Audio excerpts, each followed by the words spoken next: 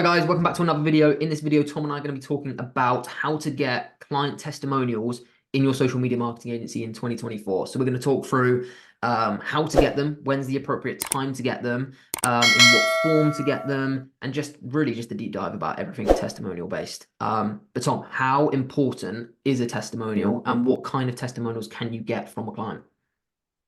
Okay, so right, we see this all the time, mate, don't we? Like we have our own academy, so we have a lot of students that come to us at all stages. They can be really experienced, they can be young, young beginners, whatever. But we have a lot, and even people who aren't students of ours, we get approached with, are they important? Are testimonials important, and how do I get them? Like, when should I ask them? Now, in this video, we are towards the end of this video, we're going to cover the key aspect of how you're going to do that.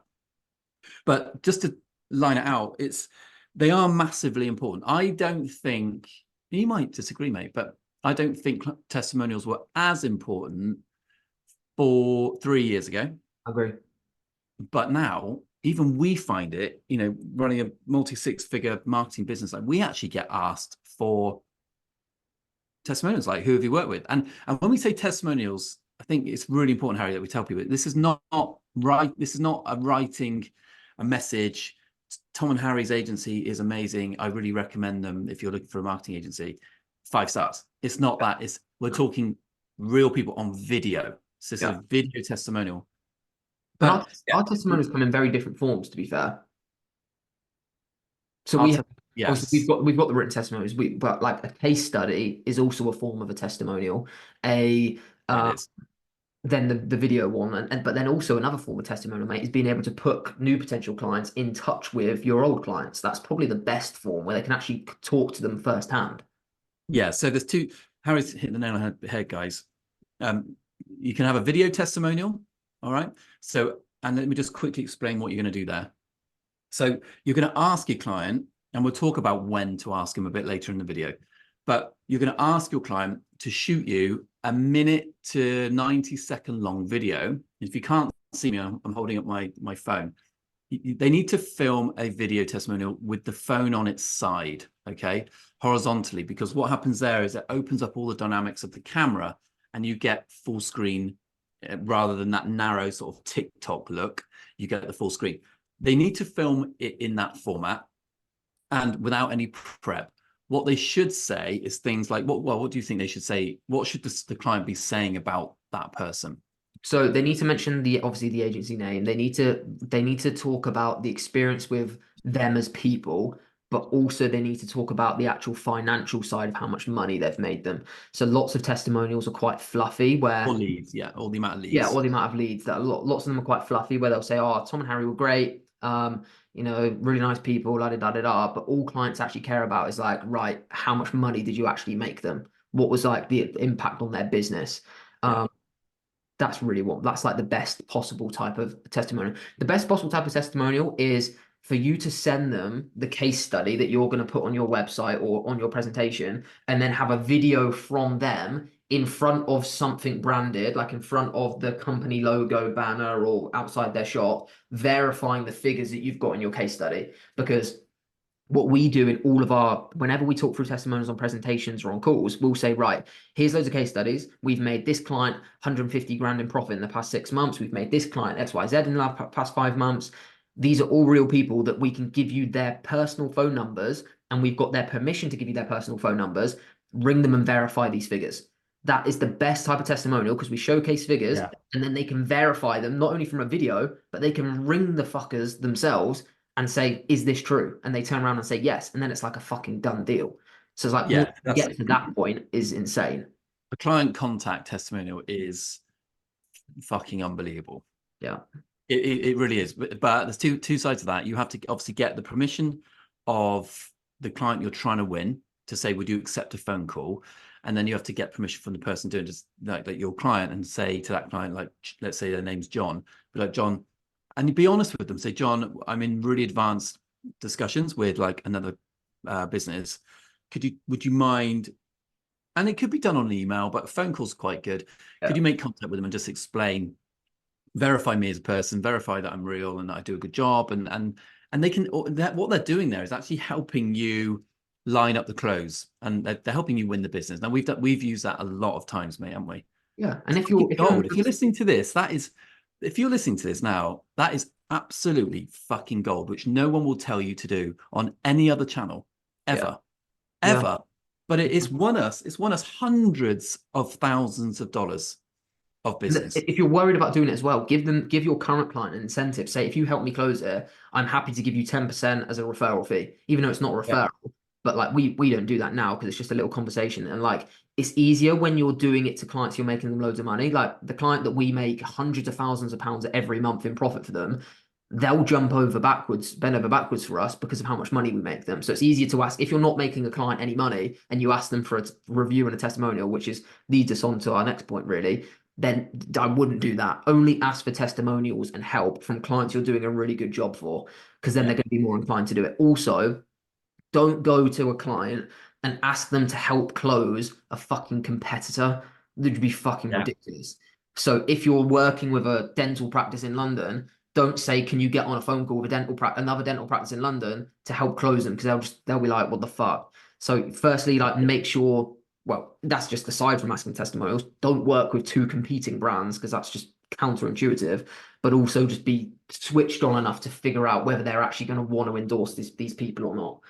Yeah.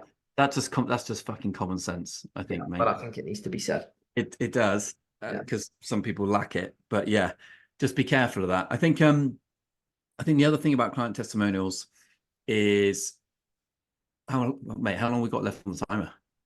Probably like 3 minutes. I stopped it. I forgot to start it when we first started the video, but around 3 minutes, I reckon. 3 minutes. Okay. The other thing is like and this is the big one we're going to talk about, is when do you actually ask for this testimonial? Like Yeah. at what point is it appropriate to ask for a client testimonial? So I would I think we think the same on this, but we might I differ. think I would never ask for a testimonial until you're making them money, basically. And I would also, what we do is we have a satisfaction rating of all of our clients. I've said this in previous videos where we rate them 1 to 5, on 1 being not happy, 5 being super happy. And if the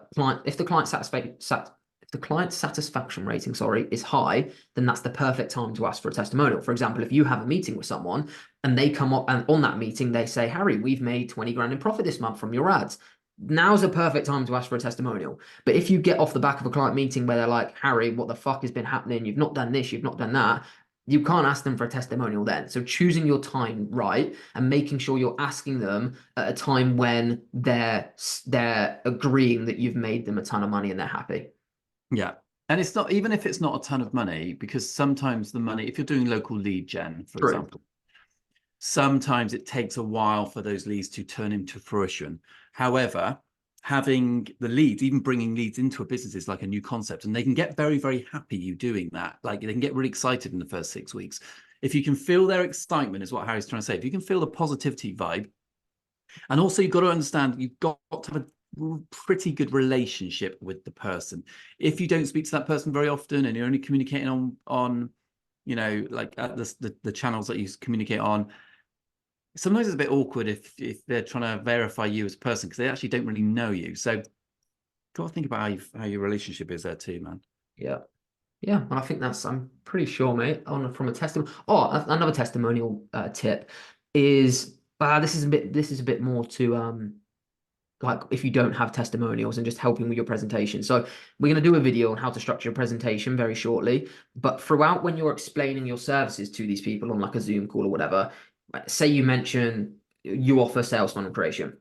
What we do is we'll get up an example sales funnel we've done for another client and then tie that into the case studies we've just taken them through. So we'll take them through the case studies. Here's a testimonial. Then we'll take them through like examples of the strategy we're doing from that case study. If you don't have those testimonials, you can almost build like this is kind of how to build case studies and what to do when you don't have testimonials. But I think it's important on a testimonial video that if you don't have those testimonials, you can almost build kind of case studies of your work that kind of replace those testimonials until you get them, just so you can fill in the gaps on that presentation. I don't know if I've explained that well at all, but hopefully. Yeah, I think some people now listening to this thinking, well, what's the difference between a case study and testimonial? And just very quickly, a case study is literally you're just outlining what you did for the client and what the outcome was. So this client was a hair transplant clinic.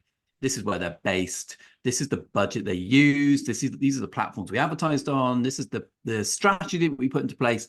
And this was the final outcome. So it's almost like saying, it's like a dentist would produce a treatment plan for a client. It's like, this is the situation, their teeth were fucked up, and we did these, and we put these amount of veneers in and implants, and the overall outcome was this, and it cost this for this treatment. So, but that's different to a testimonial. Case study is outlining what happened. It's like reviewing a football match, you know, getting like minute by minute. Okay.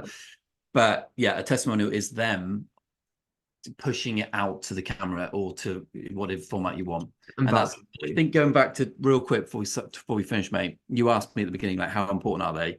I cannot stress, like, this is the key thing, is if you really want to take this seriously, you've got, by hook or crook, you've got to fucking get them. Yeah. You know, even if it's a free trial that you've given someone, but here's another watch out. And if you're watching to the end, you know, this will be valuable to you, is do not get your client to discuss any pricing with the future client that you're working with. We've had this where if you are doing a client contact testimonial, which is what Harry's already explained at some point in this video, if you haven't watched it, please go back. Like, if you're getting one of your clients to make contact with another potential client, then we've had it where that potential client has probed to say, well, what fee were you paying? We've had that, mate, haven't we? Yeah. So we have, and to handle that, you have to say to the person who's doing that favor for you, don't mention price because we haven't priced it up yet. Yeah. Because every project is different. This is the thing, mate. Or play it into your existing client's favor and say, please don't talk about price because we're charging them a lot more than we're charging you. And then they'll feel like they're getting a better deal. And that's fine. It's all right to charge people different prices. You can just say that we're in higher demand now, or it's a different type of project. So it's not like people get that confused that like you're charging people different prices, but it's just the way things go. So yeah, right. Let's put the video up. Yeah. All right, guys. Seal it off.